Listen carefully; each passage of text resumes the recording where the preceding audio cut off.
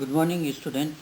आज हम बात करेंगे सल्तनत काल में उस समय का स्वरूप क्या था। जैसा कि आपने देखा इल्तुतमिश के समय, कुतुबुद्दीन ऐबक के समय, या रजिया सुल्तान के समय, या बलबन के समय, या उसके बाद का काल। इतिहासकारों में सल्तनत कालीन स्वरूप के बारे में, प्रशासन के बारे में अलग अलग विचारधाराएं, उनमें मतैक्य नहीं है। हर इतिहासकार का अपना मत है और वह उसे अपने हिसाब से साक्ष्य दे रहा है। इतिहासकारों में भी राष्ट्रवादी इतिहासकार, कैम्ब्रिज विश्वविद्यालय के इतिहासकार, सब आल्टन विचारधारा के इतिहासकार अलग अलग मत देते हैं। राष्ट्रवादी इतिहासकार इसे सैनिक व धार्मिक राज्य मानते हैं। उसमें प्रमुख A.L. श्रीवास्तव हैं, जो कहते हैं कि सल्तनत कालीन स्वरूप उस समय का जो था वह सैनिक था, वह धार्मिक था। इसके लिए वह साक्ष्य देते हैं कि कुतुबुद्दीन ऐबक ने जिहाद की घोषणा की थी, इस्लाम धर्म अनुयायियों के लिए मस्जिद का निर्माण करवाया, मंदिरों को तोड़ा, और जो साम्राज्य विस्तार था वह युद्ध के माध्यम से हो रहा था। प्रशासनिक व्यक्ति अधिकतर युद्ध में भाग ले रहे थे, या वह सैनिक थे या सैनिकों के अधिकारी थे, वही प्रशासनिक अधिकारी थे। इस कारण इसको सैनिक स्वरूप माना। जबकि धार्मिक अधिकारियों का राज्य के महत्वपूर्ण निर्णय में पूर्ण रूप से हस्तक्षेप था, वह जैसा चाहते थे वैसा ही होता था। शरीयत को अधिक मानते थे प्रशासनिक व्यक्ति।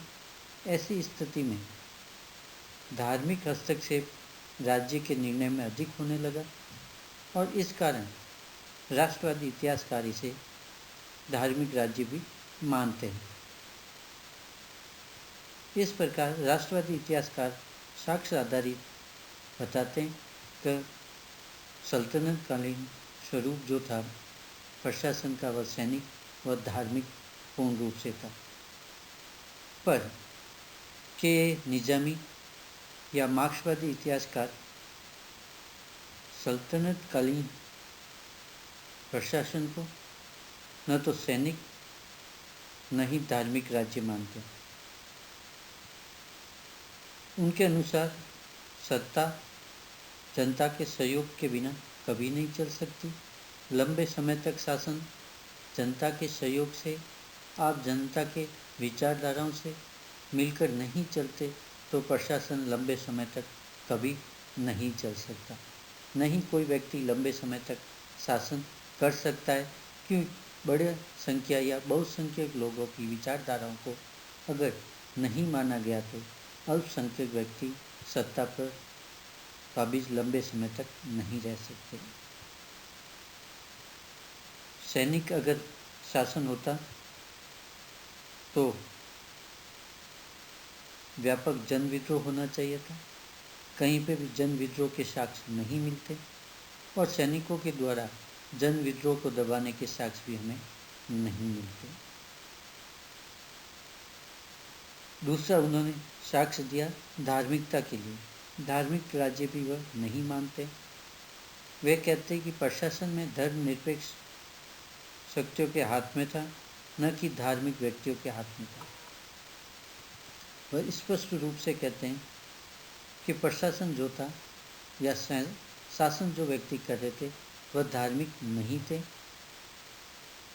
वह धर्मनिरपेक्ष लोग थे, या फिर धर्म से वह उनकी निजी आस्था थी लेकिन सार्वजनिक नहीं था। ऐसी स्थिति में धार्मिक राज्य भी उसे नहीं कहा जा सकता। पर वास्तव में देखें तो कुछ स्वरूप सल्तनत कालीन का सैनिक व धार्मिक कहा जा सकता है, क्योंकि प्रशासनिक व्यक्ति सैनिक थे और धार्मिक या धर्म का राज्य के निर्णय में हस्तक्षेप था। और सत्ता के व्यक्ति धर्म की आड़ में अपनी सत्ता को बनाए रख रहे थे। वास्तव में सत्ता के अधिकारी धर्म के नाम पे एक वर्ग विशेष को अपने पक्ष में बनाए रखने की कोशिश कर रहे थे। सैनिकों को भी प्रशासन में खपाकर उनके विद्रोह को या उनकी महत्वाकांक्षाओं को कम किया जा रहा था। इस प्रकार सत्ता को बनाए रखने के लिए सैनिक व धार्मिक कुछ कार्यों को मान्यता दी गई थी। इस कारण ये कुछ आंशिक रूप से सैनिक या धार्मिक राज्य कहा जा सकता है। Thank you all of you.